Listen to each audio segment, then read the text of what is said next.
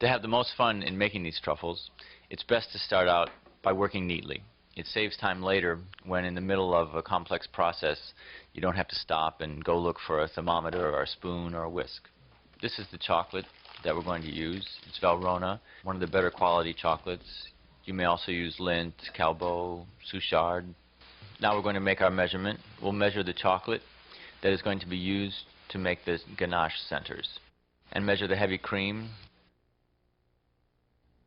The flavoring here is Grand Marnier, but you can make an infinite variety of other flavors as well, and we'll explain how to do that later. This is a key technique here. You'll notice that we're shaving the chocolate into very fine shards. We make it as small as possible so that there are no big lumps which take longer to melt. These relatively uniform pieces are going to melt easily and fall over each other into a smooth liquid chocolate. I recommend a serrated knife because it helps to break up the chocolate into smaller pieces. Some of it turns into almost a powder. Clean up everything as you go along so you don't have to come back to a messy table. Now let's heat up the cream. We're going to bring it to a boil. If you wanted to use another flavor variation, now would be the time to add it. Now we'll pour the hot cream over the chocolate, and this is the beginning of a crucial process. Let's look at the emulsion happen. The cream is melting the chocolate, and it's still all in place, separate cream and chocolate. We're going to start to stir in the center and slowly bring the cream in from the sides. This way we're not introducing too much liquid to the amount of fat at once. We slowly bring in the liquid cream, and you can already see the emulsion start to form in the center, where the chocolate is shinier and thicker and folds over on itself as the spoon pulls through it.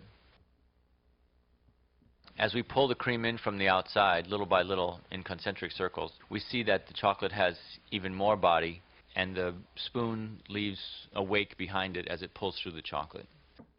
We'll continue stirring in the center so that we're sure that all pieces of the chocolate are melted. Now we have a smooth ganache. You know you've got what you want when you see the shiny, lustrous surface, good body, and smooth texture. It should look like a soft pudding. Allow the ganache to cool, and in the meantime, soften up the butter at room temperature by cutting it into small pieces. Then whisk it in a bowl to turn it into a soft, creamy mixture.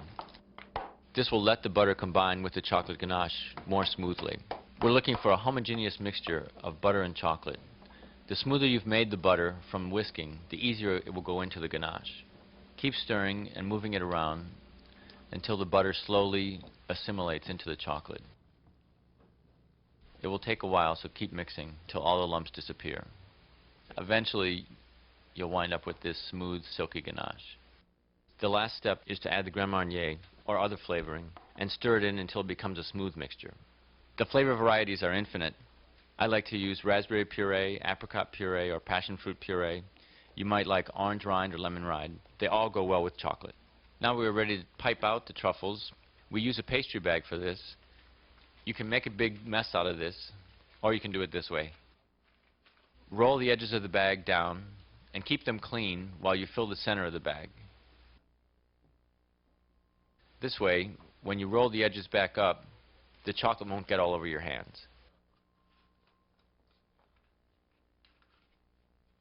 Now we're ready to pipe out some rounds of chocolate ganache.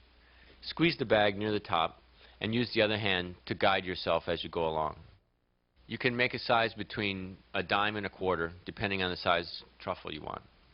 Remember, they'll be a little bit bigger after you dip them.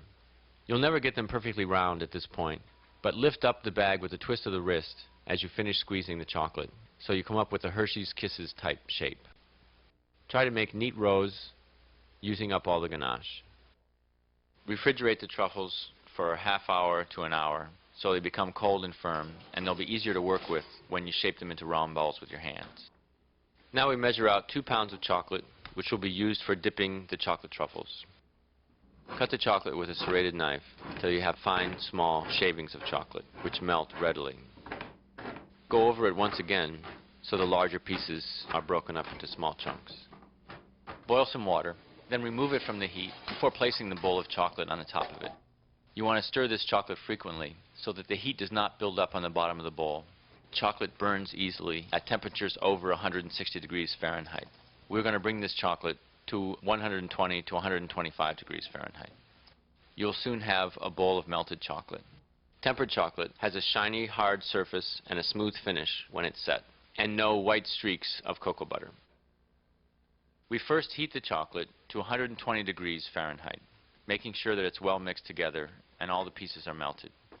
Now we take the temperature of the chocolate to be sure we've reached 120 degrees. I like to tape a chocolate thermometer to the edge of the bowl. This leaves your hands free to stir the chocolate without worrying about the thermometer. We need to bring the chocolate temperature down now to 86 degrees Fahrenheit.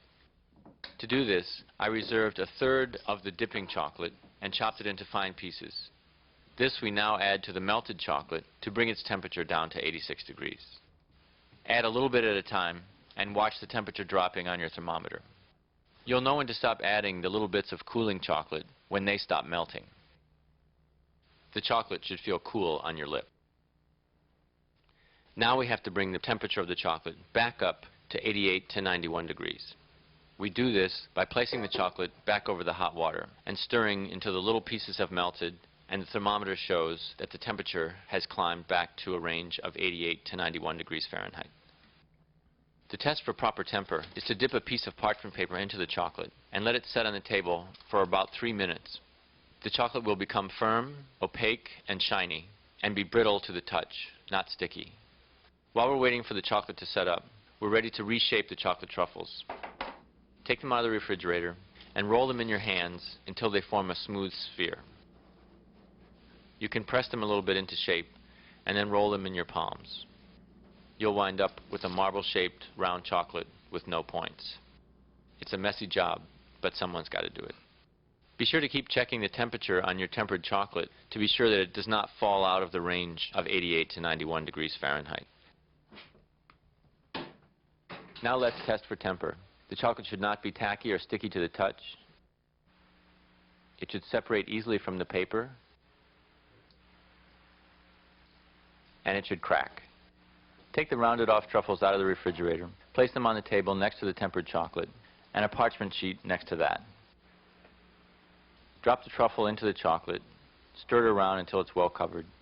Pick it up with a fork and tap gently on the side of the bowl to remove the excess chocolate. Place it on the parchment and repeat with the next truffle. As the truffles set on the parchment paper, the chocolate will begin to set into a smooth, shiny shell. Let's look inside.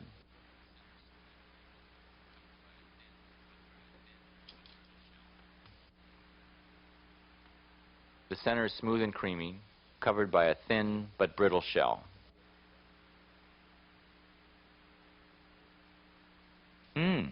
So good. And they're really so good for you, too.